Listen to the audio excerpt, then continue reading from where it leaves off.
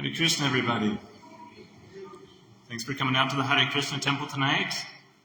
Everything that I say today is inspired by the teachings of His Divine Grace, A.C. Bhaktivedanta Swami Prabhupada, the founder and Acharya of the International Society for Krishna Consciousness.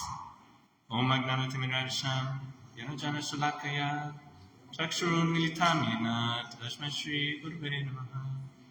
Shri Chaitanya Manobhistam, Stapitam Yena Bhutale, Swayam Rupa Kadamayam, Tarati Svapadantikam.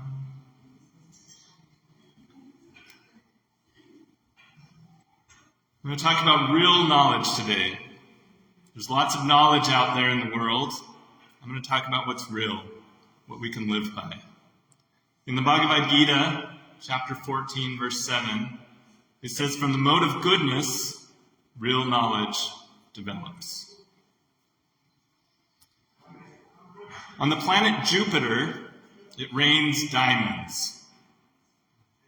It sounds like a pretty fantastic statement. Is it true? Is it not? Let's hear what Dr. Kevin Baines from the University of Wisconsin-Madison and NASA's Jet Propulsion Laboratory says. Dr. Baines says it all begins in the upper atmosphere, in the thunderstorm alleys where lightning turns methane into soot. As the soot falls, the pressure on it increases, and after about 1,000 miles, it turns to graphite. By a depth of 6,000 kilometers, these chunks of falling graphite toughen into diamonds. So we've got a pretty good authority here. The guy works for NASA. He's telling us this pretty fantastic thing. It seems pretty believable. Our atmosphere here is made out of mostly nitrogen. So we don't see this happening. They've got a methane atmosphere. With the same physics, the same chemistry that happens on this earth, we can infer, using mathematics and science and the principles of science and observation and empirical science that we have, that this must be happening on this other planet. Another authority from a book called the Srimad Bhagavatam tells us a similar story. He says the universe contains an ocean of milk. It says, O demigods, cast into the ocean of milk all kinds of vegetables, grass, creepers, and drugs. Then with my help, making Mandara mountain, the churning rod, and Vasuki, the rope for churning, churn the ocean of milk with undiverted attention. Thus the demons will be engaged in labor, but you, the demigods, will gain the actual result, the nectar produced from the ocean. So we have another authority telling us a similar, kind of maybe on the surface, unbelievable aspect of this universe.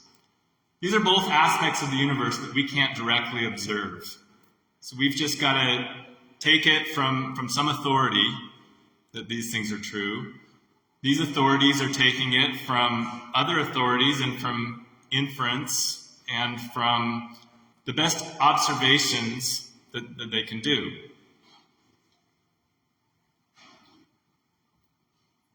In reality, there's always kind of a mixture between these two types of authorities. There's, in the scriptures, what's called mystic cities. The yogis in the scriptures can do things like enter into stone. They can float in the air. They can teleport instantly. They can create and destroy planets. They can bring anyone under control. These seem like mystical, magical powers that it seems almost impossible for someone to really be able to do. Yet modern scientists have been able to do these things. Enter into stone. Look at our modern mining operations. We tunnel deep into the stone to find jewels and gold and other ores. Float in the air. How many of you ever ridden in an airplane before?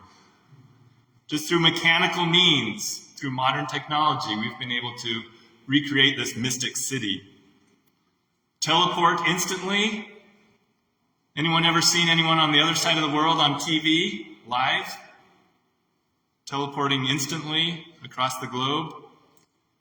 Create and destroy planets. We haven't really created planets yet, but we've sure created enough energy to destroy planets. through our weaponry systems.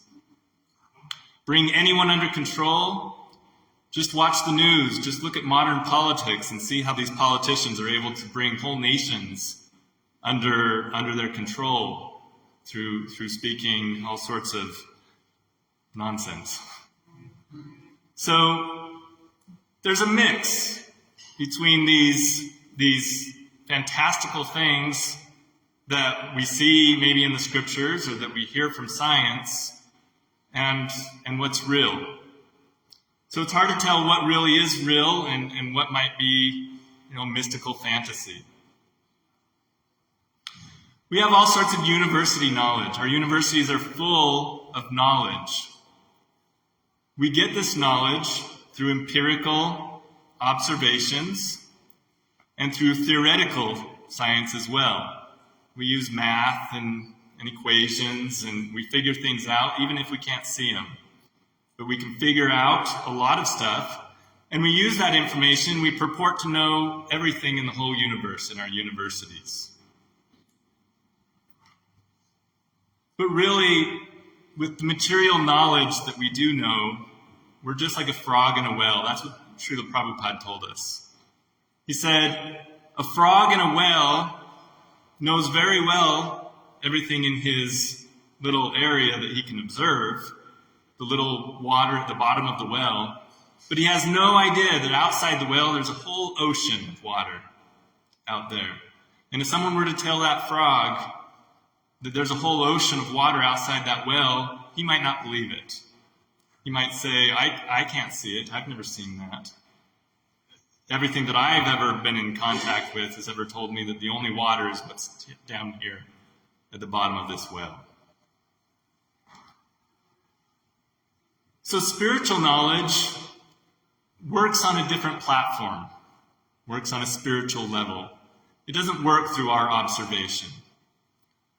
Always. It does sometimes, though, and I'll get to that. But spiritual knowledge is fixed in its tenets of revealed scripture. It's axiomatic truth. It's truth that we can base all other truths on. Spiritual knowledge is permanent, whereas material knowledge ends with the death of the body. And there's a culture of knowledge based on regulative principles and scriptural injunction. Everything that we do here at the temple is to help facilitate this culture of knowledge.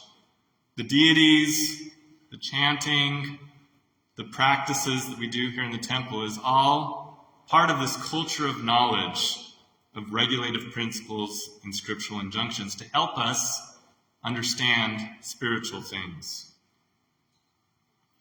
The reason we can't understand spiritual things, or even all material things very well with our own minds and intelligence, is because humans have 4 major defects, the scriptures say. One is that we have imperfect senses. We can only see so far. We get these telescopes and we can see out into space as far as we can, but even that is just minuscule, the distance that we can see. So we have very imperfect senses. We have a propensity for cheating. Even if we do know the truth, we manipulate it for our purposes. We commit mistakes. Even computers commit mistakes. We're in the age of AI, and even AI gets things wrong, even though it's computing it exactly. Not to mention our illusions. We think one thing is another thing. The scriptures describe this like a rope, and we mistake that rope for a snake. So how can we know? Well, the scriptures explain that we can know.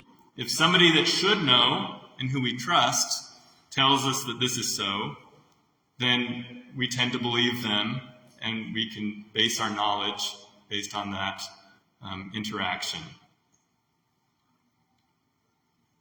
Okay, Ballava Candra, how is this relevant to me?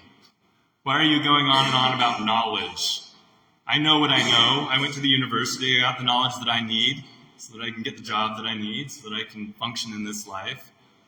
But there's other things in this life that are kind of hard to make it function. I got bills to pay. My kid isn't doing so well in school. My boss is getting on my case. I'm having health issues. Friends and leaders in my temple are dying. These are real issues that we have to confront every day. No knowledge is relevant if you aren't asking the right questions. If you're just going to the university to ask the type of questions that are going to get you a good job so that you can enjoy life, then you're asking the wrong questions, and that knowledge may not be relevant for these tougher questions that we have to ask. Even our technology and our mystic cities, they can't save us from death. We've learned that very, very well in this temple in the last month. We've had 2 leaders that have left their bodies, and there was no technology that could save them in those moments. At least not their material bodies. So we have to ask some basic questions. And the most basic of questions that we can ask is, who is God? Who am I? And what is our relationship? What is God's relationship with me? If we ask those type of questions, that could give us some answers that could help us through these situations that we're living in our lives. We have to be sincere about this, and if we're sincere about asking those questions, God will place in our life information. He'll place people in our lives that can help us answer these questions, at least externally. In my own life, I was asking these questions very earnestly about 5 years ago, and Charudas came into my life around that time. And he answered a lot of these questions for me. I could observe directly how Charu lived his life. Later on, I met Agnidev Prabhu. And I saw how he lived his life. He lived his life very differently than Charu lived his life. But they had similar knowledge. They could answer those types of questions for me. Who am I? Who is God? And what is my relationship to God? And so I would listen to them. I would observe them and see how they lived their lives. And that gave me a little bit of confidence that the external message that they were giving to me was valid. But I didn't know their whole lives. I didn't know the life of Srila Prabhupada. I never met him directly. That's where inference comes in. Just like the fire on the mountain, the smoke, where there's smoke, there's fire. Where I see somebody living with such realized knowledge, then I know there must be something deeper. It must be coming from a deeper source. So I could infer that they've been living like this for many years before I ever met them. And that I could learn lessons from hearing about those pastimes, hearing about Srila Prabhupada's pastimes, hearing about the pastimes of saints and sages from eons past that I've never met. But I can infer from the observations I meet of people that are living according to those principles that these saints and sages are teaching, that there's some truth there, that there's some realized knowledge that I might be able to obtain too. And they pointed me to authority. They pointed me to a disciplic succession of guru to disciple, guru to disciple, guru to disciple, back 5,000 years to God himself when he came to this earth as Krishna. And so I saw that there was some authority, there was some scripture, there was some revealed knowledge behind what they were saying. So these are all external, spiritual answers, but still external. I hadn't internalized this just by learning and reading the scriptures. I had to do some practice, and I'm still practicing, and I'll be practicing for a long time, I hope. And it's through this practice that we find internal answers. The scripture says, Tesham satata yuktanam bhajatam pratipurvakam, tadami buddhi yogam tam yinamam upayanti te. Which means, this is from Bhagavad Gita 10:10, to those who are constantly devoted to serving me with love, I give the understanding by which they can come to me. So when we take these external questions, or these external answers to our sincere questions, and we take the advice that these authorities are giving us, then we can start doing spiritual practices that give us internal answers to these questions. But it's not until we start doing these practices that we start understanding these external answers. So as I discovered these scriptures and I was reading the things that these authorities were saying in the scriptures, I was discovering some pretty far out stuff. My first experience with a Hare Krishna, he gave me a book when I was 16 years old. It was called Easy Journey to Other Planets. That was pretty interesting, from a different paradigm, definitely, than I was used to. But I read it and got a lot out of it back when I read it, and then shelved it for 20 years.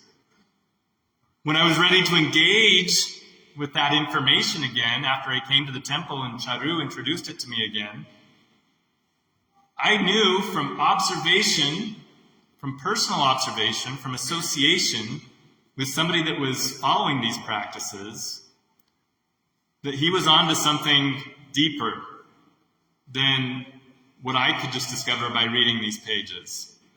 I wanted to realize what he was realizing.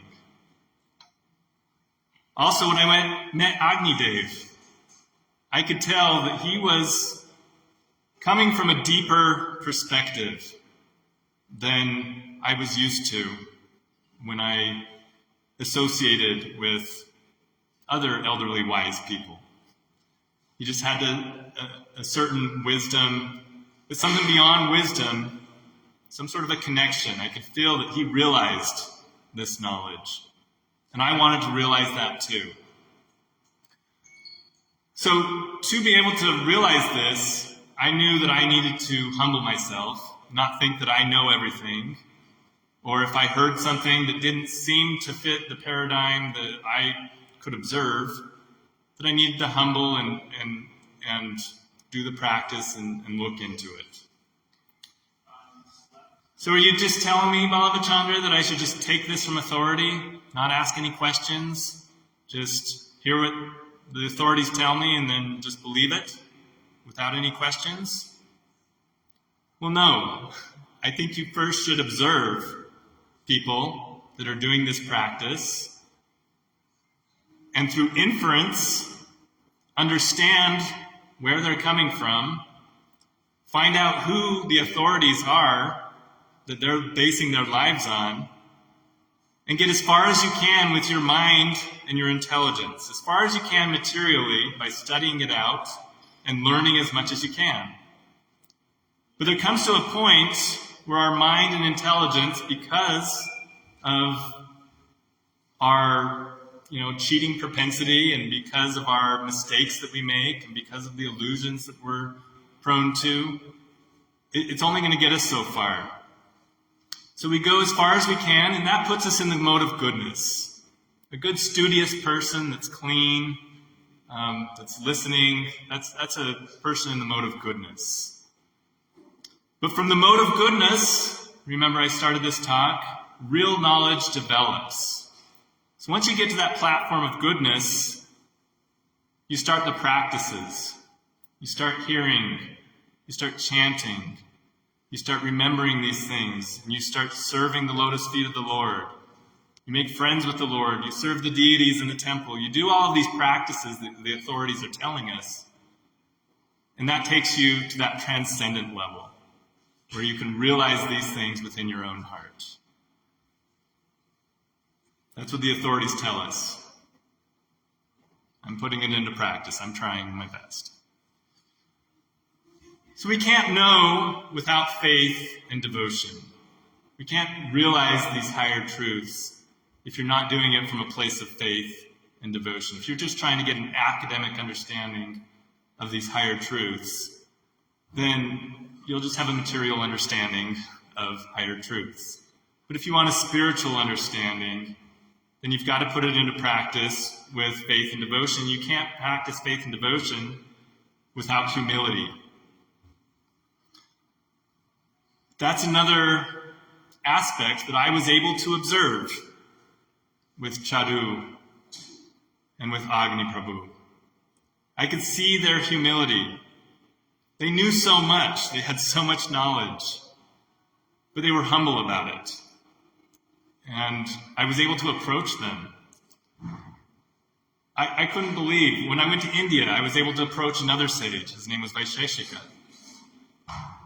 I couldn't believe how accessible these highly intelligent, self-realized souls were. I was able to sit down cross-legged, face to face, and discuss the questions that I had. That kind of humility leads to that self-realization, that real knowledge that I'm talking about. And you can observe it in people. And you can infer that they're taking the information they have from authority.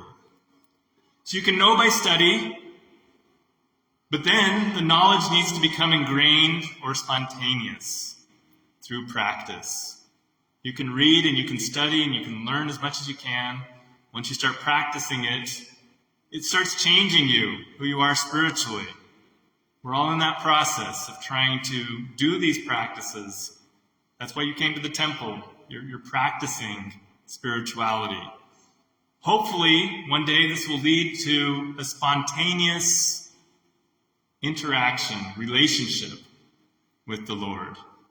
And it's not something that you do out of vaidhi or just following the instructions of a spiritual master, but it's something that you realize. This is what the scriptures tell us. I'm not telling you I've done this yet. I'm trying to realize this. I'm still in the practicing stages from the beginning. But this type of knowledge comes from devotional service. And we've had the pleasure of being in the association of people that have realized this type of practice and real knowledge. So there's karmic memories that go with us from lifetime to lifetime. You've all heard stories maybe of the piano virtuoso that from the age of 2 years old is already playing, all sorts of piano. I don't play piano, so I don't know what to call those things. We've seen that people have the ability to do amazing things from very young ages. And they got that knowledge, they got that intelligence from previous lives. So our subtle bodies, many of the aspects of those subtle bodies go with us from lifetime to lifetime. But transcendence, eternal knowledge, that's the only type of knowledge that can get you out of this loop of lifetime to lifetime. It can get you out of the cycle of birth, death, disease, and old age. Anything that we do in this life, if we develop talents and abilities, we can carry those into the next life. We can carry transcendental knowledge from lifetime to lifetime as well. But if we want to get out of this loop, we've got to do some practices that get us to a higher transcendental level than this karmic repetition of lives. I mentioned at the beginning that everything that I say is based on the teachings of His Divine Grace, A.C. Bhaktivedanta Swami Prabhupada. A means abide, the A in the A.C. Abide means without fear. Bai means fear, A means without. So without fear, if we have that transcendental knowledge, when we come to the time of death, those that have realized real knowledge in this life go on to the next, go back home to Godhead without fear. They're not afraid, and I saw that in Charu and Agni. They went into their next experience without fear. They lived fearlessly to the very end. I could observe that and infer that they were coming from a deeper space that came from authority and came through many years of practice. So if anything that I said today helps you in any way in your journey in Krishna consciousness, raise your hands with me and repeat with me. Hare Krishna, Krishna Krishna, Hare Hare, Hare Rama, Rama Rama, Hare Hare. Thank you very much for your kind attention. We can all stand up now, and we're going to do an arti ceremony where we offer the elements of the earth to the deities.